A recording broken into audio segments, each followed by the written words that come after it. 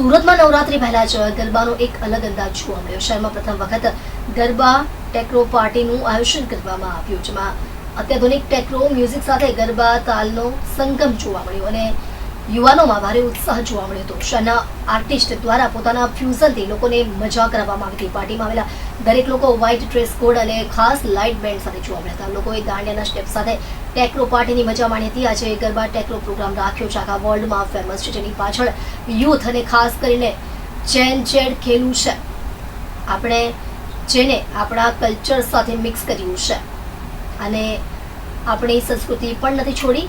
આજે આપણી સંસ્કૃતિ સાથે થોડું ટચ બહારનું પણ રાખ્યું છે, વેસ્ટર્ન સાથે આપણું ટ્રેડિશનલ પણ રાખવાનું છે। આખા વર્લ્ડની નજર ટેક્નો પર છે અને આની સાથે આપણે ગરબા પણ મિક્સ કરીશું, તો આપણા ગરબાને આખા વર્લ્ડમાં પ્રેઝન્ટ કરી શકીએ। આયોજકોનો મેસેજ સ્પષ્ટ છે, તમે મોડર્ન સાથે આપણું કલ્ચર પણ નહીં છોડો, ફ્યુઝન થાય તો ડબલ મજા આવશે। સુરત જેવા ટ્રેડિશનલ શહેરમાં આવી મોડર્ન ગરબા ટેક્નો પાર્ટી યુવાનોમાં નવો ટ્રેન્ડ શરૂ કર્યો છે।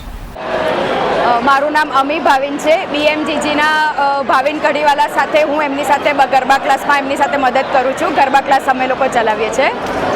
આજે અહીંયા જે આ 900,000 છોકરાઓ યુથ જે નાચી રહ્યું છે એને કયા સ્ટેપ સાથે આજે આ ટેક્નો પાર્ટી આપણે રોકી? ટેક્નો પાર્ટી અત્યારે જે યુથ અહીંયા નાચી રહ્યું છે, ટેક્નો પાર્ટીમાં ગરબા નહીં રમી શકાય, ટેક્નો પાર્ટી માટે દાંડિયાના સ્ટેપની જરૂર હોય છે। એના માટે અમે 15 દિવસ પહેલાંથી અહીંયાના અમારા સ્ટુડન્ટ્સને દાંડિયાની પ્રેક્ટિસ સ્ટાર્ટ કરી હતી ને પછી અમે આ ઇવેન્ટનું આયોજન કર્યું છે, એટલે ટેક્નોના બીટ્સ પર દાંડિયા જ રમાશે। મારું નામ ભાવિન કઢીવાલા છે અને BMGGનો હું મેઇન સંચાલક છું। આજે આપણા ટેક્નો પાર્ટી રાખવાનો મુખ્ય ઉદ્દેશ્ય શું છે?